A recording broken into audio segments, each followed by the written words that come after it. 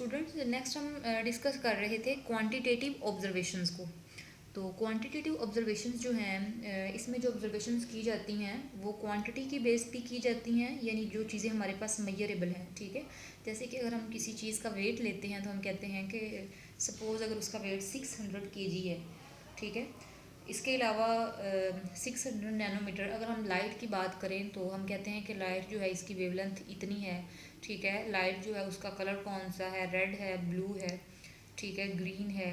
तो ये सारी चीज़ें जो हैं ये मेजरेबल हैं, क्योंकि जो वेवलेंथ है नैनोमीटर में हम लेते हैं वो भी मेजरेबल है। ठीक है, नंबर्स में हमारे पास मौजूद होती है, तो ये क्वांटिटेटिव में आएगी। इसी वजह से इसको क्वालिटेटिव से बेहतर कंसीडर किया जाता है।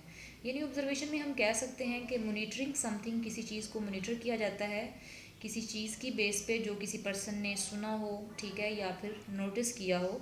तो ये सारी चीज़ें जो हैं ऑब्जर्वेशन में आती हैं। इसके बाद स्टूडेंट्स ऑब्जर्वेशन के बाद जो हम नेक्स्ट स्टेप है हमारे पास वो होता है हाइपोथेसिस का।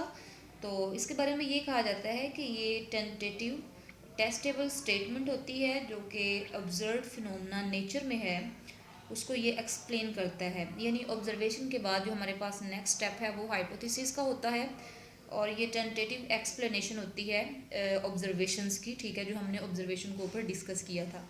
तो इसकी बेसिकली जो हैं दो रीजंस होती हैं। ठीक है, जिसकी बेस पे हम इसको डिस्कस करते हैं, इसको क्लासीफाई करते हैं। सबसे पहले हमारे पास है डिडक्टिव रीजनिंग, और सेकंड नंबर पे हमारे पास है इंडक्टिव रीजनिंग।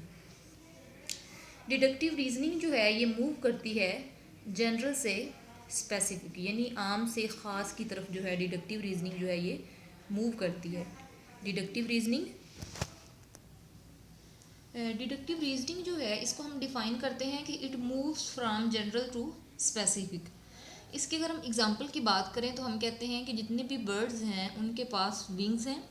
ठीक है, और इसके अलावा जो स्पैरोज़ हैं वो भी बर्ड्स हैं। ठीक है, तो इस वजह से उनके भी विंग्स हैं, यानी ये जनरल से एक स्पेसिफिक बात हुई है। ठीक है, तो इसके बाद हमारे पास सेकंड नंबर पे है इंडक्टिव रीजनिंग। इंडक्टिव रीजनिंग जो है इसको हम डिफ़ाइन करते हैं, ये डिडक्टिव रीजनिंग के उल्ट है। ठीक है, उसके ऑपोजिट है। It moves from specific to general. ठीक है, अगर हम इसकी डेफिनेशन जो है इसको इसके ऑपोजिट कर दें तो हम देख लेंगे कि जैसे कि स्पैरोज़ जो हैं ये क्या हैं, इनके पास विंग्स हैं। ठीक है, स्पैरोज़ के पास विंग्स हैं। ठीक है, और इसके अलावा जितने भी बर्ड्स होते हैं उनके पास विंग्स होते हैं। ठीक है, तो जो स्पैरोज़ हैं ये भी बर्ड्स हैं।